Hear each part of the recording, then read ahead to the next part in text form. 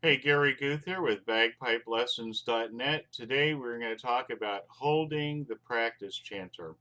All right, so if you this is a practice chanter. If you don't have one of these, that's fine. What you could get is a stick like this, or we could also use a pencil. So if you could find the longest pencil that you could find, we're talking about how to hold the practice chanter today. Okay, so when you're playing the recorder, in school you held it like this, right? Because you were playing the recorder up here by your mouth like this.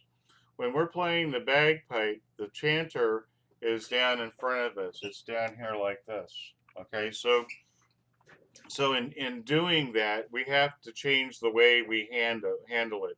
So if you look at all of the pictures down below, I have a drawing where I'm showing you, if you take your index finger like this and you rub the side of your thumb like this, you're going to feel a hole. And it's like right there where the bottom of your nail, at the corner of your nail. Feel that? I mean, if you're a humanoid and not some alien creature, you should have that little hole just like mine. Okay.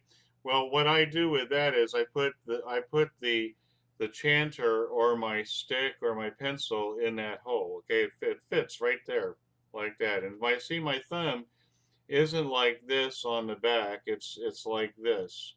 Okay, so I'm covering the back hole is what I'm essentially doing, and then I bring my finger around like this. Now, if you look at my finger, I'm in the second pad back from the tip of my finger. Okay, and then these fingers fall flat and straight where they fall, and they're together. You see how they're together? Then what I do is I take my pinky. I put my pinky in the first pad on the bottom of the stick. I put my thumb in the back in that hole. I lift all of my fingers like this, and they go bloop.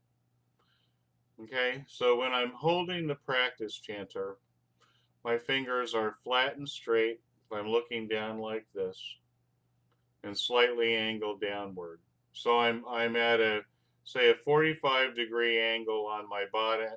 Well, maybe not 45, maybe a 22% angle, a 45 on my top hand, but my hand looks like this.